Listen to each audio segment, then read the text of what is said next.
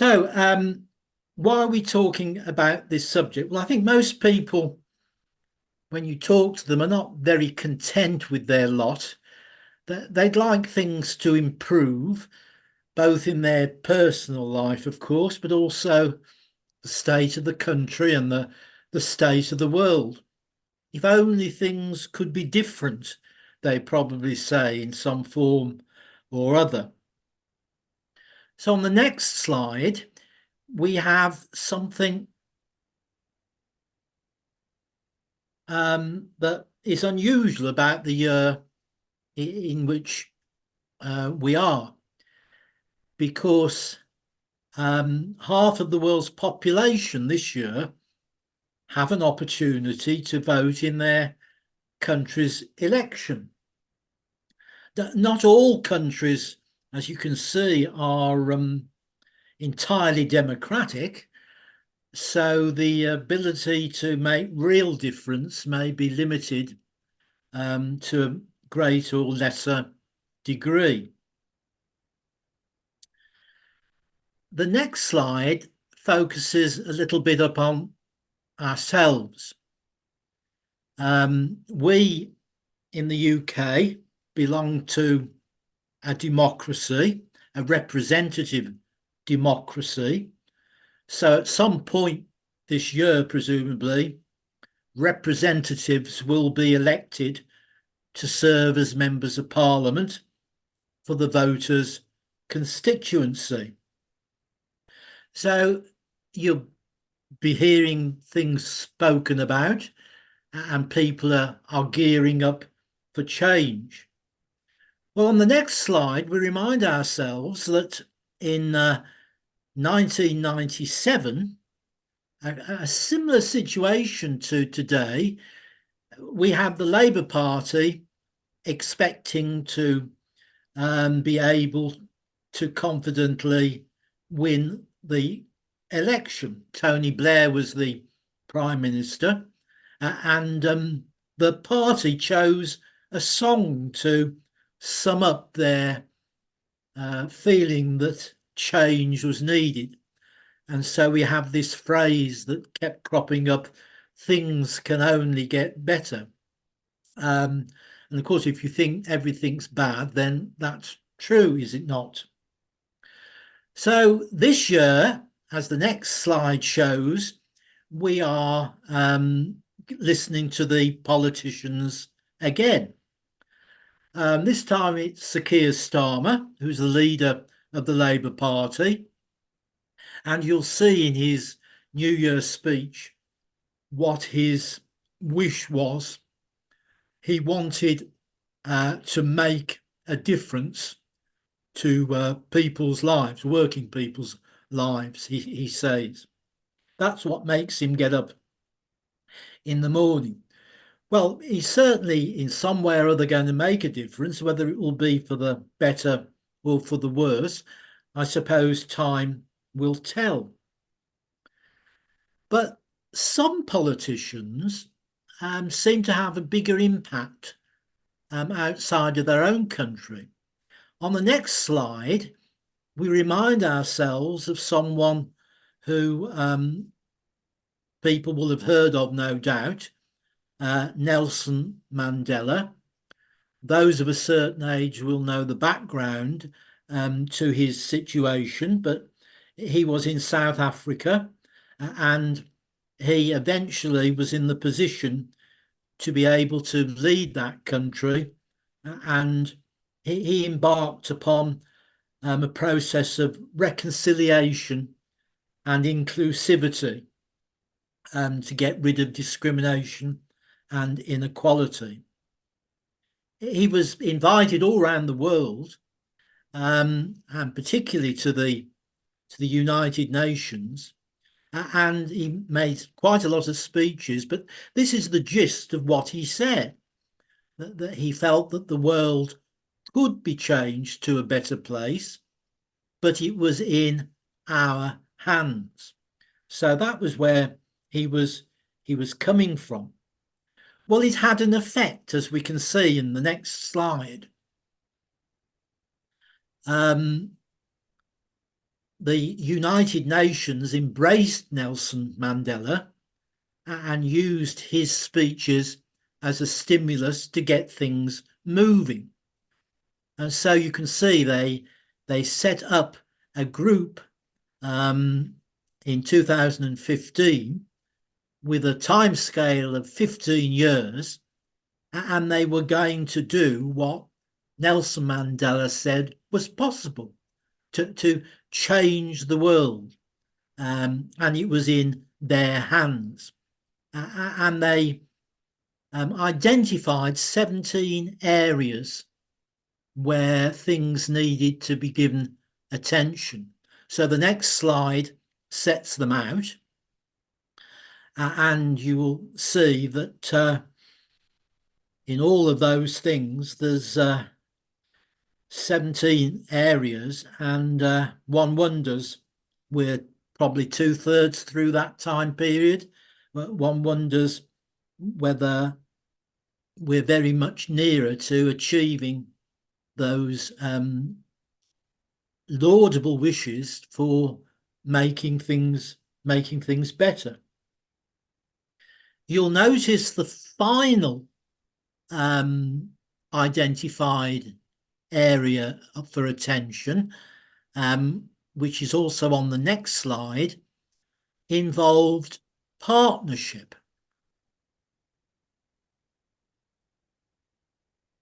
And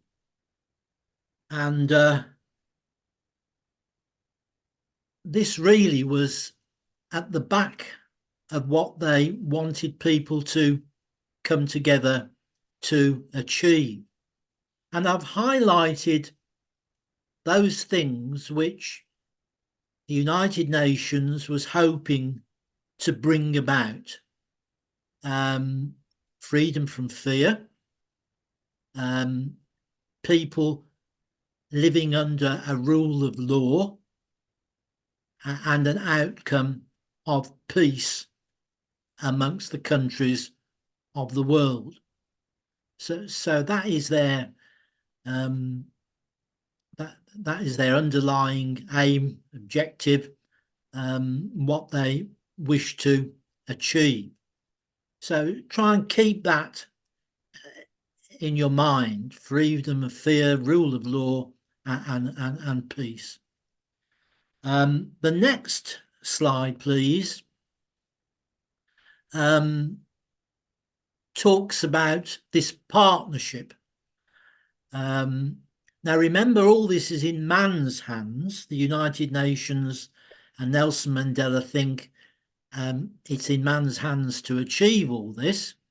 And so they recognised that there needed to be a coming together of interested parties, not only governments, but the private sector and so on. So you can see the way they're thinking and the way they want to hopefully make things happen. But within that partnership, if we go to the next slide, there's something missing.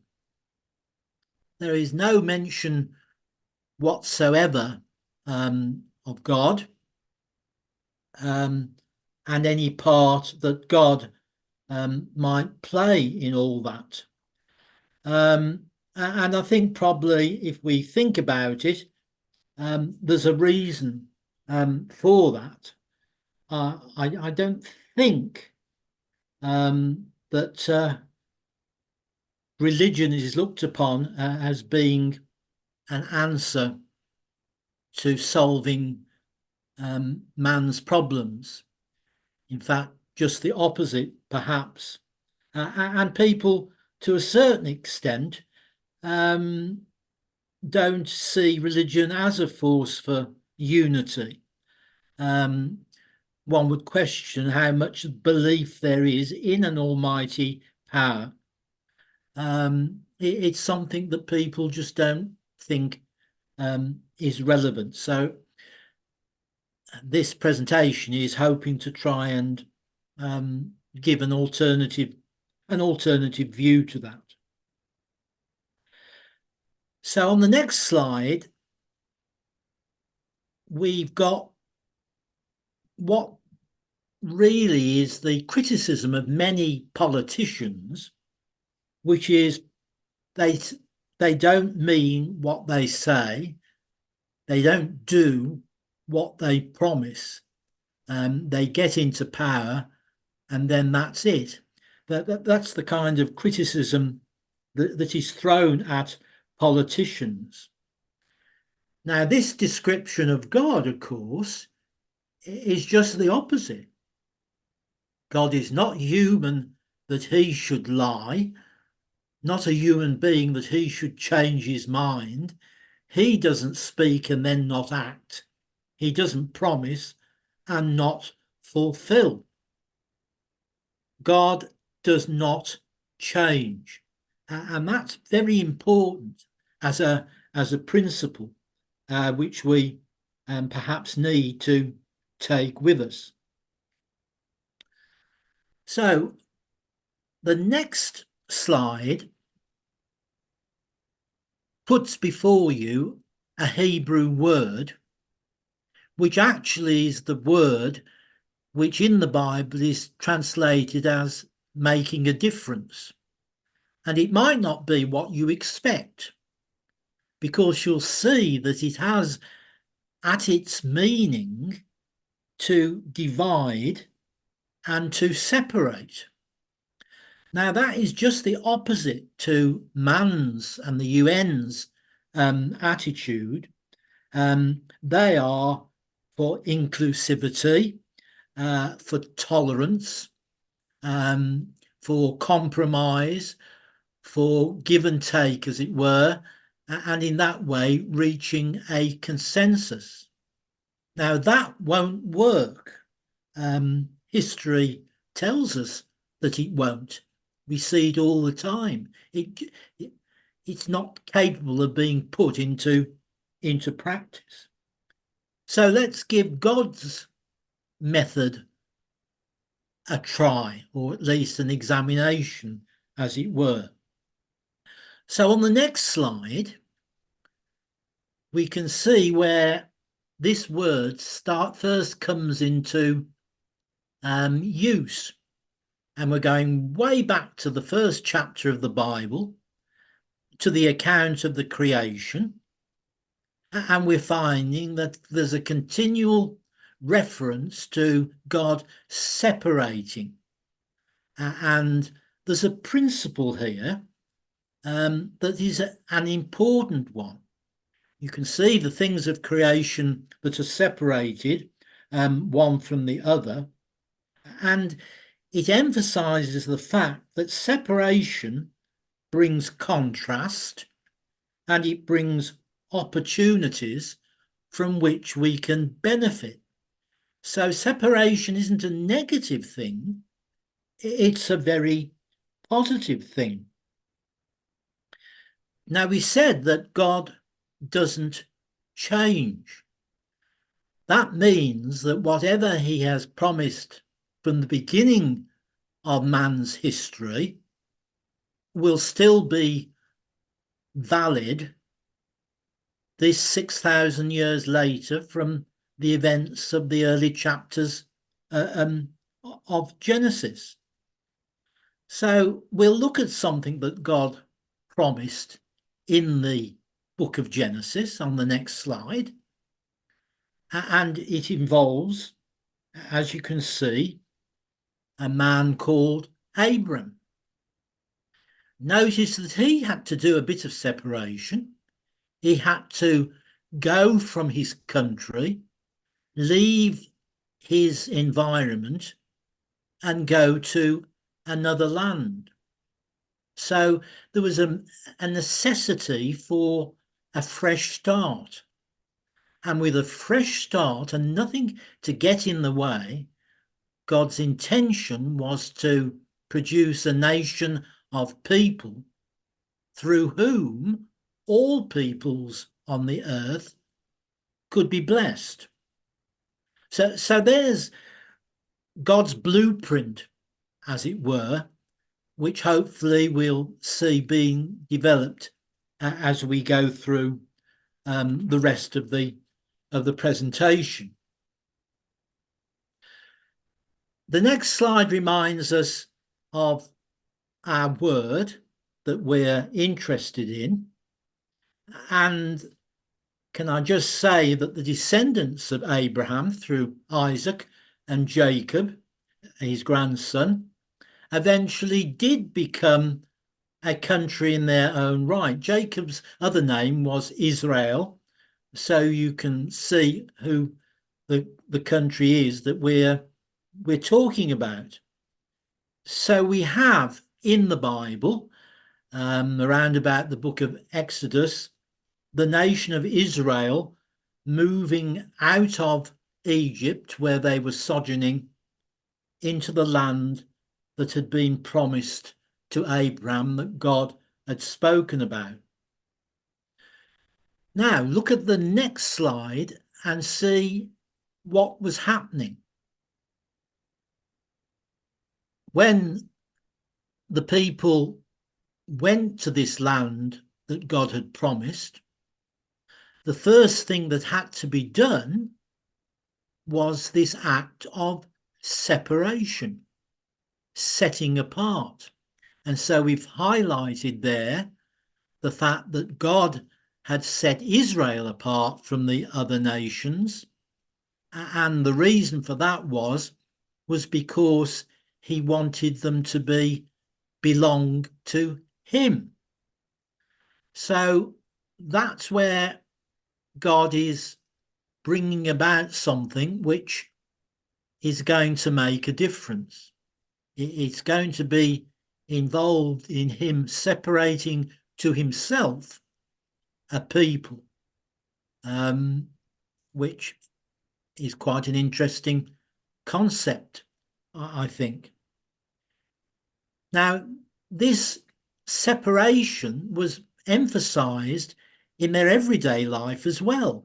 If you look at the next slide, you'll see that one of the things that they had to abide by were certain rules which dictated things they should and should not eat. They had rules about cleanliness and all kinds of things which were very far-sighted.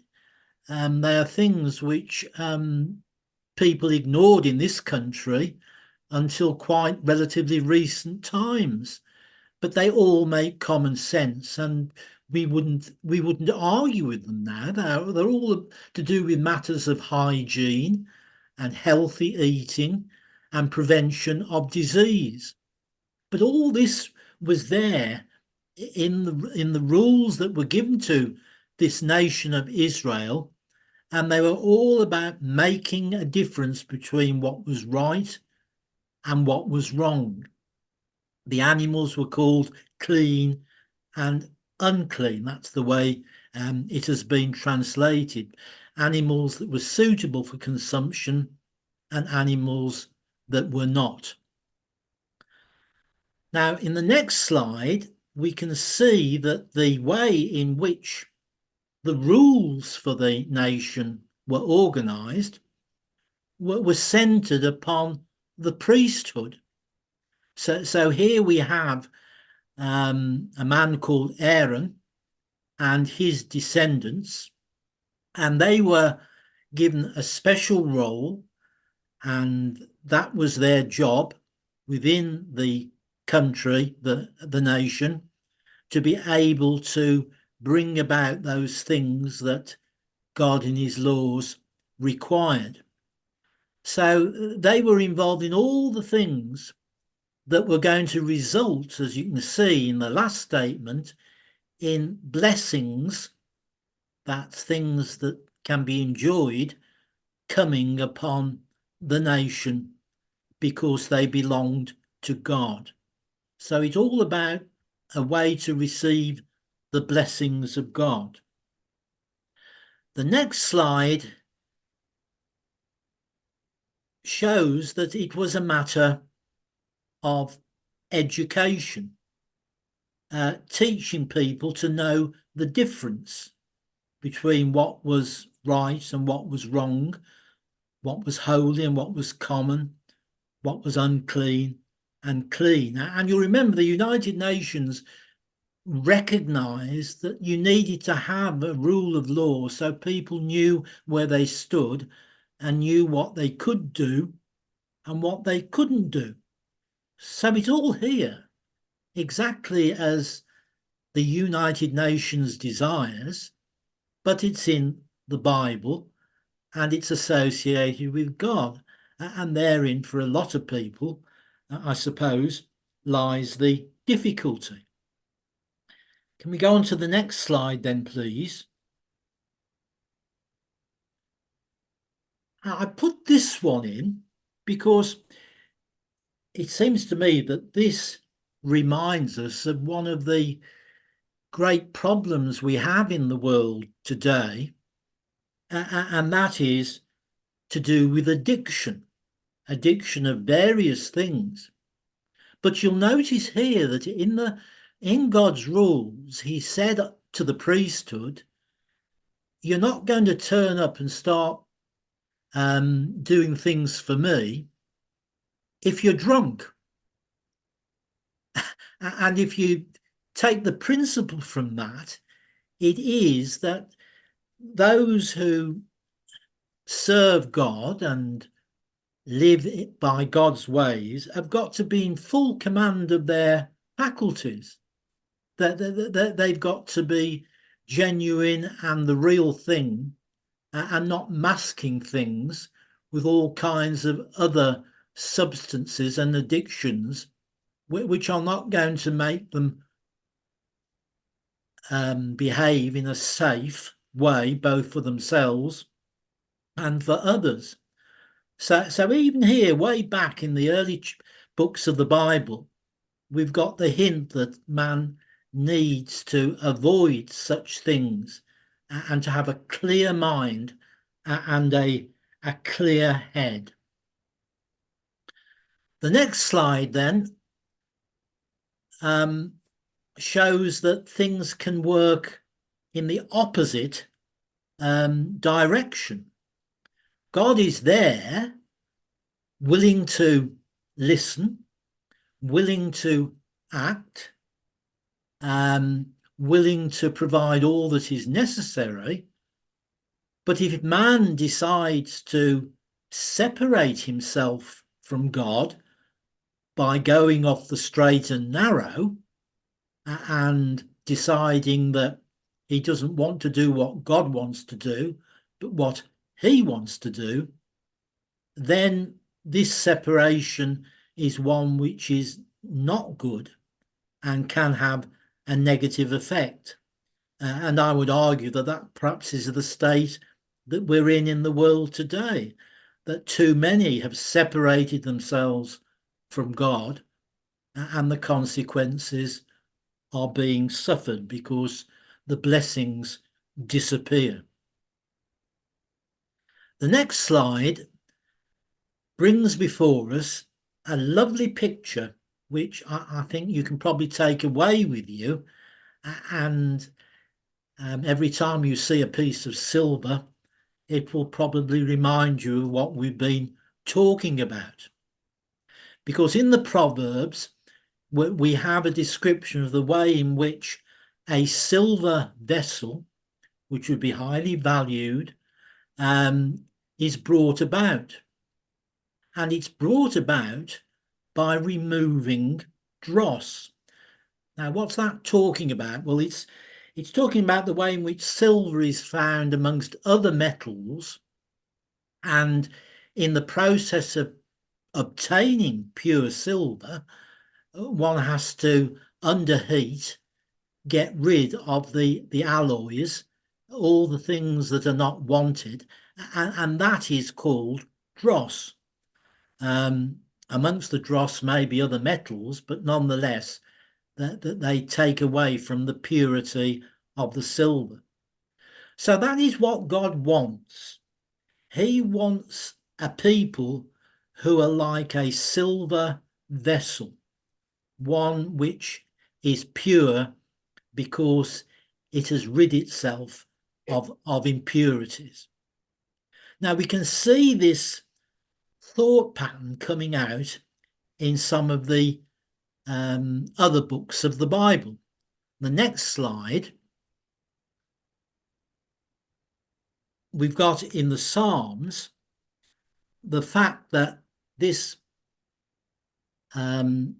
refining process to produce this pure silver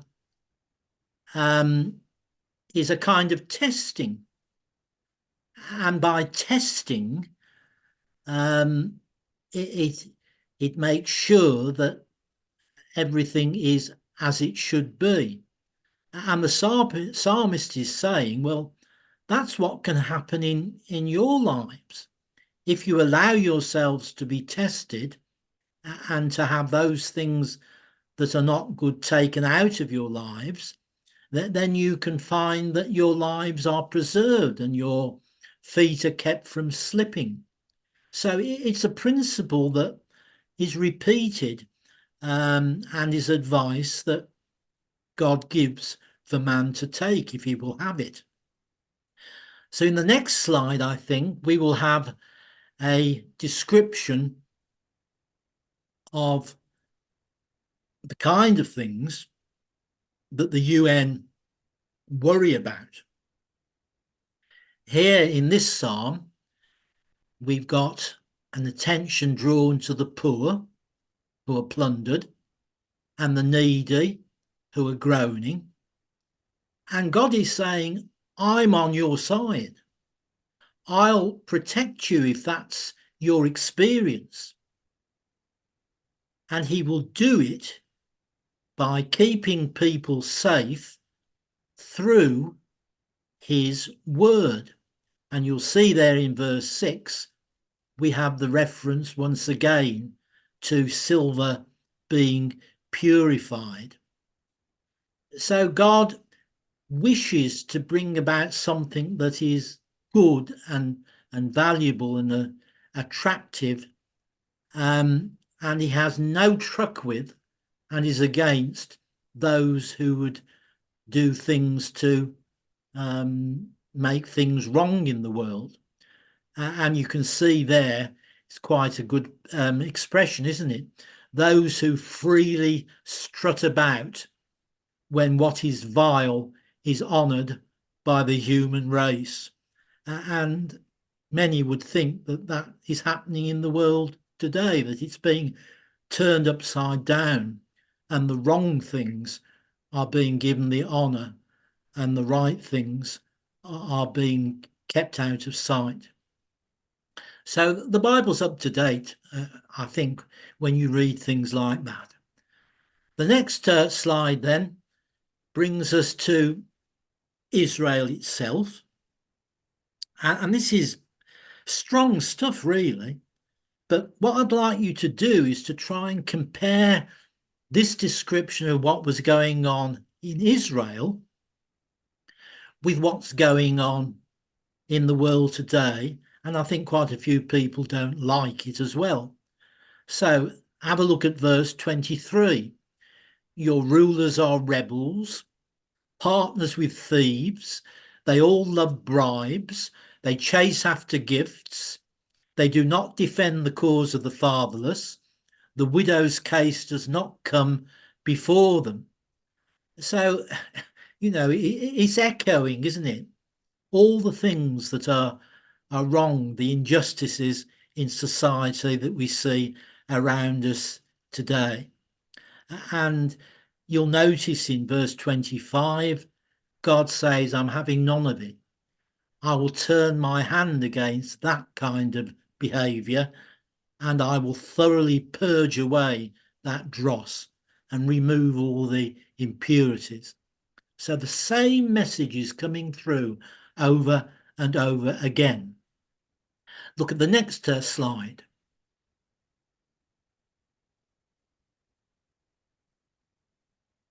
And this gives, as it were, the antidote.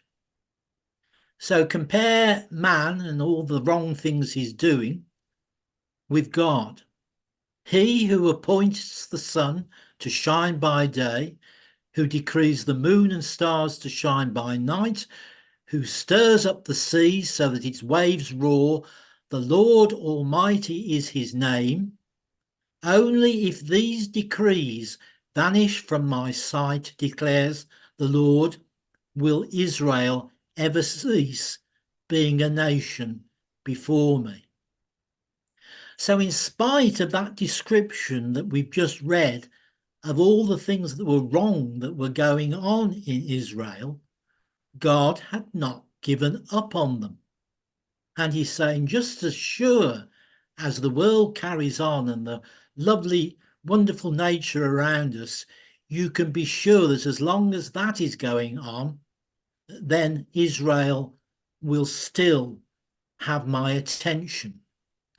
And in a sense, that's God's attitude throughout the world as well, that he does take an interest, but that doesn't mean to say that he's going to condone what is wrong. And that was true with Israel as well. Next slide reminds us of what the UN want. They want a world that has no fear, is at peace, and which has rules by which the right things can be done. And I think maybe we come now in the next slide to the end of our talk, and we're going to end the talk by taking you to a passage of the Bible which gives a glimpse of what God's kingdom will be like. And I hope as we listen to the words being read, you'll contrast it with the things that are going on around and perhaps come to the conclusion that the return of Christ to set up God's kingdom, which we hope and pray will be very soon, may well have all the answers to the questions that the UN is struggling with. Thank you. So we're going to be reading from Isaiah chapter 11, the first 10 verses. And there shall come forth a rod out of the stem of Jesse, and a branch shall grow out of his roots. And the Spirit of the Lord shall rest upon him, the Spirit of wisdom and understanding, the Spirit of counsel and might, the Spirit of knowledge and of the fear of the Lord, and shall make him of quick understanding in the fear of the Lord.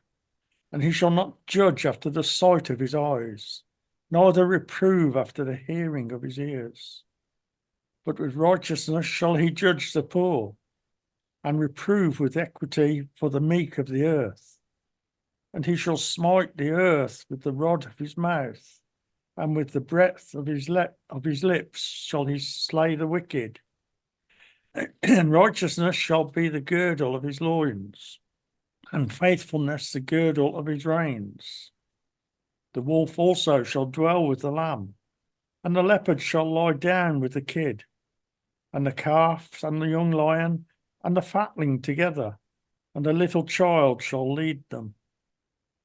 And the cow and the bear shall feed their young ones, shall lie down together, and the lion shall eat straw like the ox, and the sucking child shall play on the hole of the asp, and the weaned child shall put his hand on the cockatrice den. They shall not hurt nor destroy in all my holy mountain. For the earth shall be full of knowledge of the Lord, as the waters cover the sea. And in that day there shall be a root of Jesse, which shall stand for an ensign of the people. To it shall the Gentiles seek, and his rest shall be glorious.